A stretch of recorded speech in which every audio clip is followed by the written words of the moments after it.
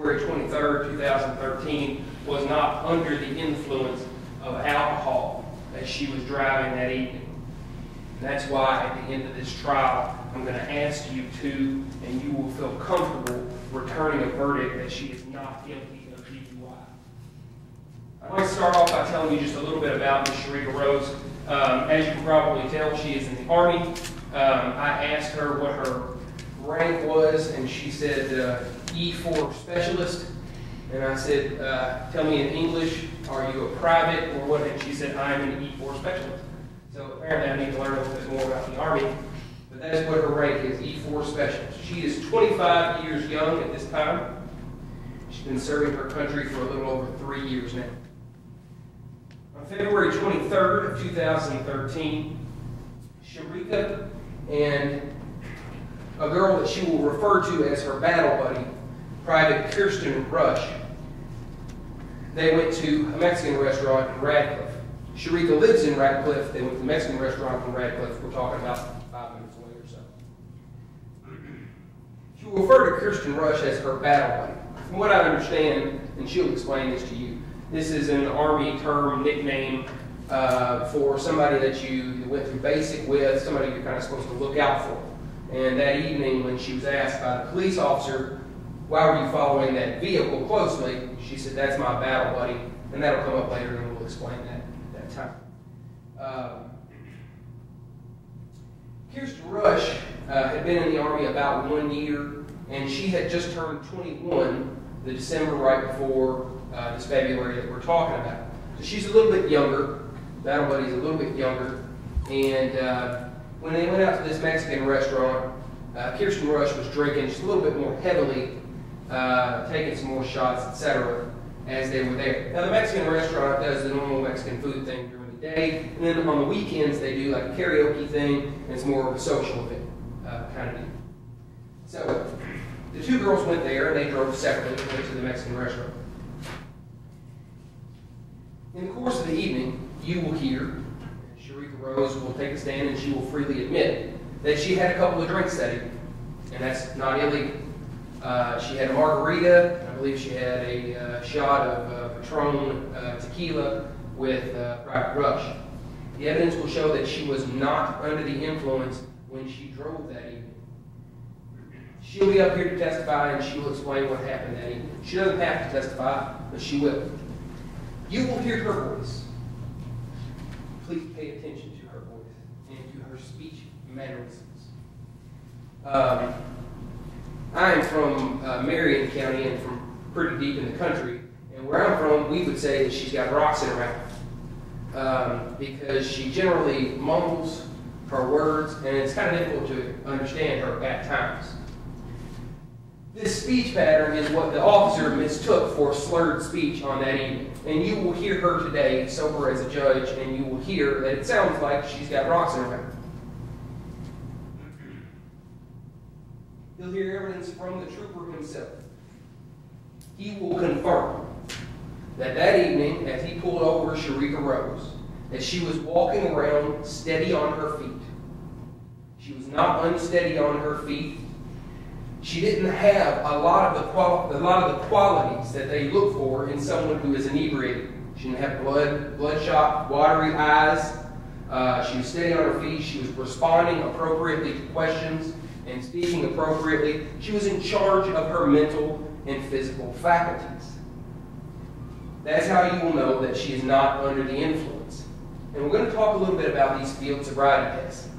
And I want you to pay close attention to how the police officer performed the walk and turn test and the horizontal gaze and nystagmus test, the one where he puts his finger in front of the subject's face. The officer either cannot remember his training or he refuses to abide by his training for those two tests. And it's not just a little off. It's really off. He cannot do the test appropriately, and I want you to listen for those cues and listen for how he performed that test. And keep that in mind when you judge his credibility and the mistakes that he made. And we'll talk about this one-leg stand test. Now, Mr. Howard got up and he said the words that she showed one sign of impairment on the one-leg stand.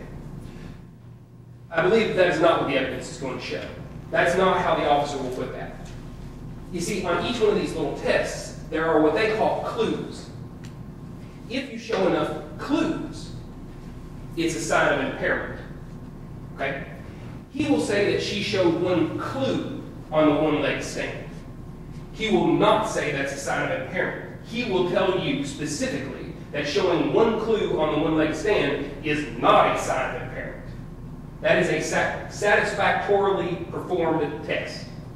And when we talk about this one clue, what he's going to tell you is that she was able to keep her hands down by her side and her legs locked out, 1 foot 6 inches above the ground and parallel to the ground, watching the foot, hands down to the side, counting 1001, 1002, 1003, all the way to 30. And that the only thing she did wrong at any point was she tapped the ground. She put her foot down one time.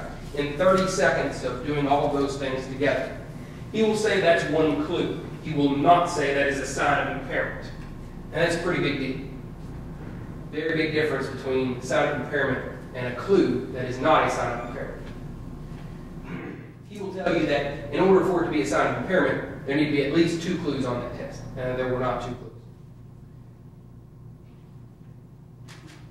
He will explain to you that it's a divided attention test, that one-leg stand. Please pay attention to what that means and why it's important that she satisfactorily performed a divided attention test. In fact, she did a stellar job, gymnast style, on the one-leg stand. Take a look at the intoxilizer machine in this case. The Commonwealth has told you that you're going to see a breath printout that says 0.105, and that is accurate. You're going to see a breathalyzer printout that says 0.105. He said that you're going to see that the machine was accurate, and that is not really accurate.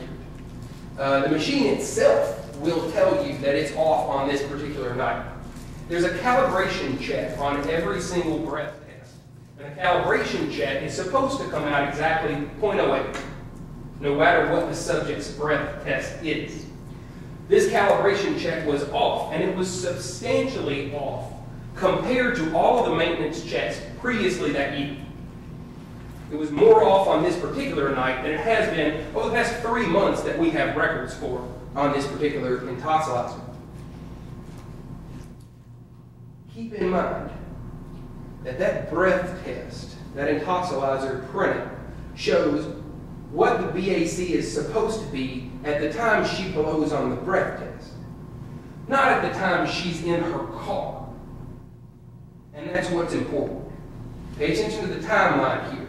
They're trying to say that she had a 0.105, which is very close, 0.02 of a point away from that legal limit, a half hour after she was driving. What you need to know in this case is whether her BAC was climbing, whether her BAC was falling, because it'll do those things, and the trooper will tell you a little bit more about that from his training.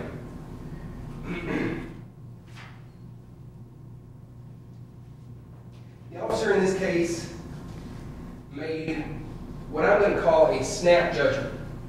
Once he pulled over Sharifa Rose and he smelled some alcohol, and no doubt he probably did because she had consumed some alcohol that evening. And then he heard her speech, and based on her normal speech pattern and the smell of alcohol, he made a decision right there, okay, this person was under the influence, I'm going to take this person to jail. Then he went through some motions to try to pad the record a little bit, but he made that snap judgment. And that snap judgment colored everything he saw from then on out. That's not how you're supposed to do police work. He will tell you that you're supposed to gather all of the evidence and then make a decision as to whether you think somebody violated the law. Ask yourself as we go through this case, has the Commonwealth proven to me what her BAC was at the time she was driving? The answer to that case will be no. They can't do that. Sharifa Rose is not guilty of DUI. She sits here today in danger of losing the very freedom that she serves to protect. She's lived in the shadow of this case for about 6 months now, and that ends today. Thank you. Thank you, Mr. Sims. Mr. Howard, call your first witness.